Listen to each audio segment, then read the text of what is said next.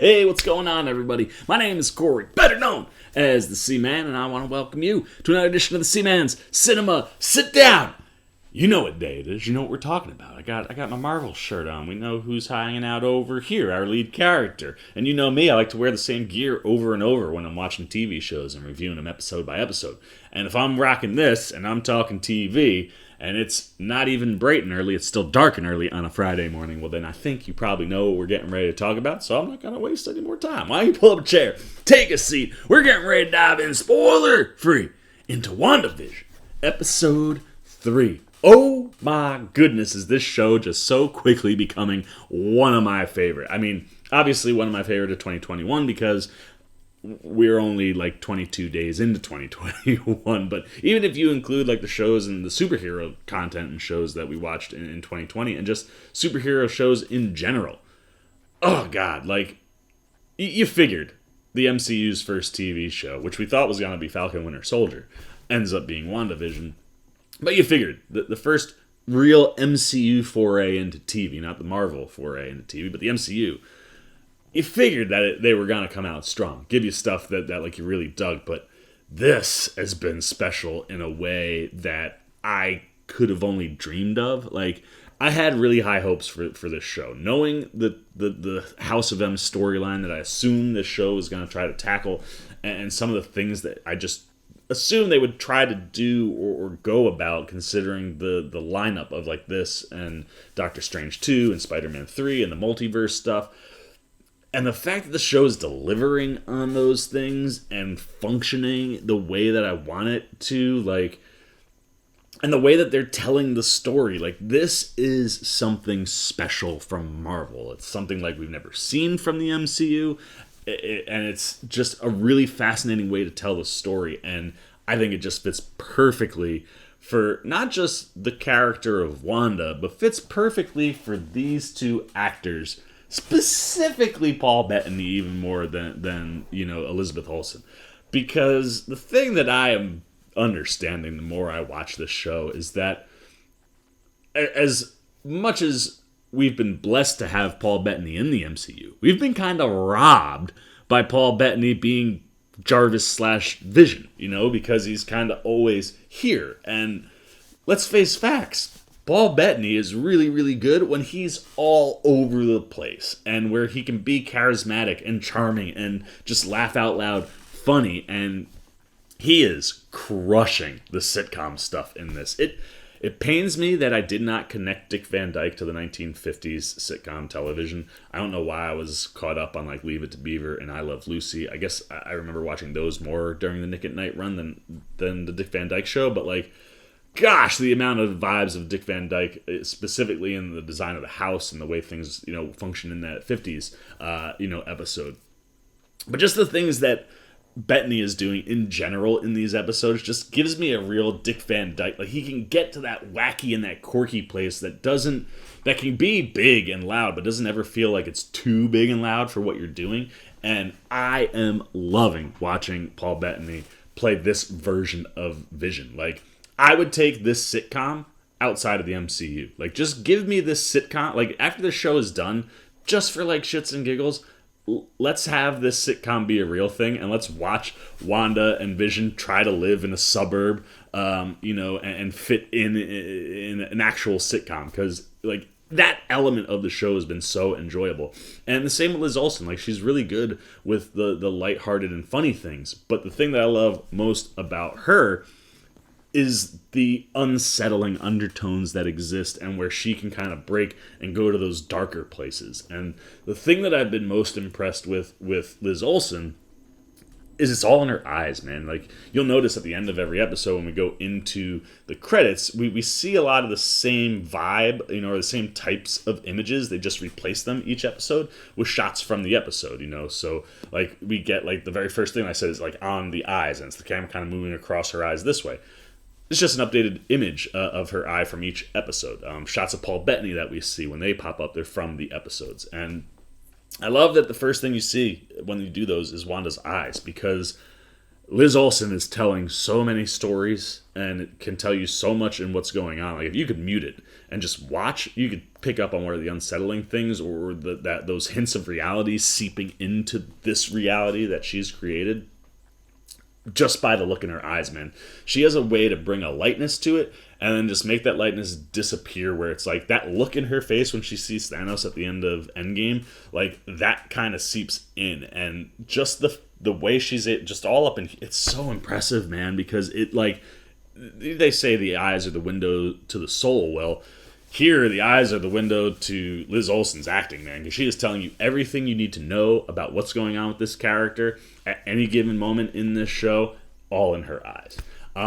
But this episode isn't necessarily, I mean, every other episode is about the two of them, but from an acting standpoint, we get a lot of time with Teyonah Parris. She has a good stretch of this episode where she's interacting with Wanda, and gosh, dude, she is really, really fun. Like, we're only getting little bits of Paris's Rambeau, but I hope wherever they're deciding to go with this character and how they utilize her, we get more of her, because very much like most of the people we see in this show, she's very charismatic. Being in the 70s sitcom world, she has a little bit more fire and pizzazz to what she's got going on than she did in that second episode where she first popped up as Geraldine at the Magic Show. Or I guess first at the committee meeting and at the Magic Show, or at the talent show. But here we get to kind of spend like a decent amount of time with her, and like while she's doing what she's doing, I just really enjoyed her on screen and watching her interact and how she plays into the episode and that unsettling undertones that we kind of feel. I'm digging it, and it's making me think like maybe some of the things I've been thinking about are like, I can't say anything without spoiling it, but there's stuff that's going on with, you know, the Geraldine character in this episode that just kind of play into some of those things that I've been kind of theorizing over the last week. And the episode in general kind of plays into some of those things. Some of the stuff that we see happening in the background and with some of the characters, like, just, it's some of the things I'm feeling. It's like I've laid out two paths. If you want to see my theory thoughts right up there, you can check those out. But like, of those, like, it still could go either way, but it certainly feels like I hopefully am in the right ballpark. So if you've been watching the episodes and following along with my spoiler content, you probably know what I'm talking about. But like, it seems like some of that stuff could be happening and what maybe is at play here, and I'm digging that. But I also, like I said, just dig the way that the show is able to tackle the combination of the sitcom and that unsettling reality of Wanda kind of having a mental breakdown. And the sitcom stuff in this episode is great. I love the 70s vibes. There's a total Brady Bunch vibe to the house, and to some of the stuff that's going on. But I even got like a That 70s Show vibe too. Like, there's a shot where you'll see like a car in a driveway, and immediately I was just like, oh man, that feels like that could have come out of That 70s Show. The kind of style they have to Herb, and what's going on like with his character in this episode when we see him, kind of gave me like a That 70s Show vibe. But they definitely nailed like the era as far as the look and the wardrobe and the dress. But then like they nailed the sitcom tropes that would have existed in and around that time period, and in and around like the type of storytelling they were going after. Mild spoiler. It won't really spoil anything for this episode, but if you somehow are watching this and haven't watched the first two episodes, spoiler coming. The end of episode 2, we see Wanda become pregnant, and that's obviously front and center throughout this whole episode. And the pregnancy, like, sitcom tropes that they hit, they cover like all their bases. Like, if you have ever seen a pregnancy on a sitcom, you are gonna see so many things in this episode that just make you go, oh dude, like, yes, they nailed that, and yes, they nailed that.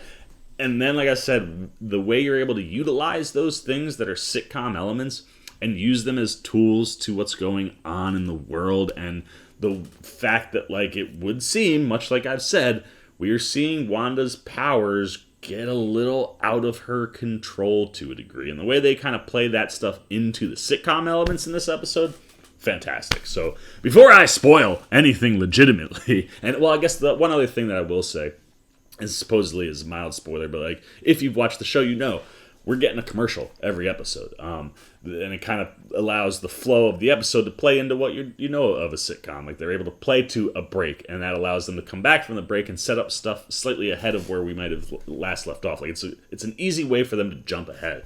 And with what we've seen, I thought that the commercials were kind of showing us like a future-y type thing, like hinting at stuff that could be coming.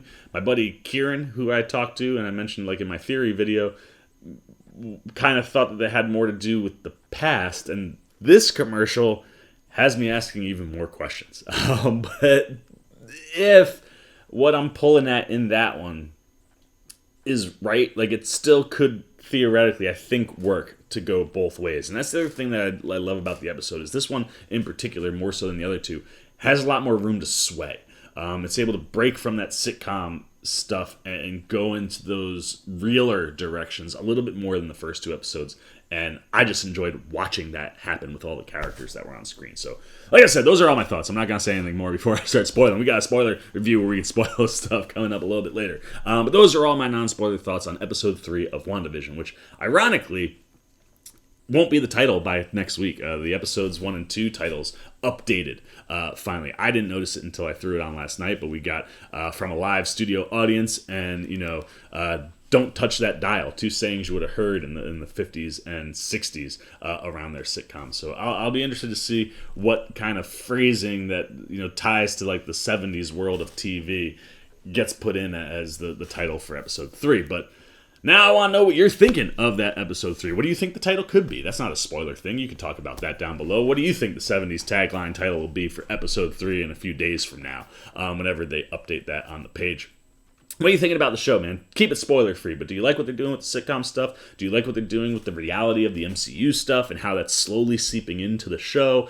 And we're, slowly getting a better picture, but not really. Are you digging the fact that this show has set up pretty good mystery that has tons of breadcrumbs and clues and, even Easter eggs. The Easter eggs in the show, specifically this episode too, have been fantastic.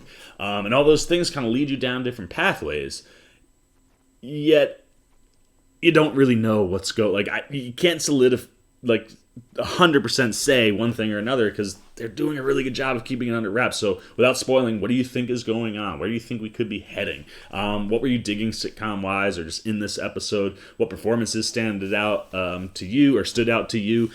Did you dig Teyana Parris? She got a lot of time in this episode and things that were going on. Anything you're thinking, good, bad, indifferent about WandaVision, episode 3, down below in the comments section. As always, if you enjoyed this video, please give me a thumbs up. And if you're new, you want to come hang out with the C-Man every Friday morning when we're talking WandaVision, you want to know what's going on and be here for the spoiler conversations that come later, or you just dig listening to me talk about TV and movies just in general, you want to be here and you haven't yet, come join C-Maniac Nation, man. We love having more people over to the party, and if you want to join it, you can do that by jumping over there, hitting that subscribe button, hit that little bell if you want those alerts. And until next time, for the C-Man's Cinema, sit down. I've been the C-Man. I'm signing off. Peace. Well, that's all live and breathe. You still here? Check out a video like this one or this one. And hit the subscribe button so you can get alerts and check out everything the C-Man's got at the Cinema Sit Down.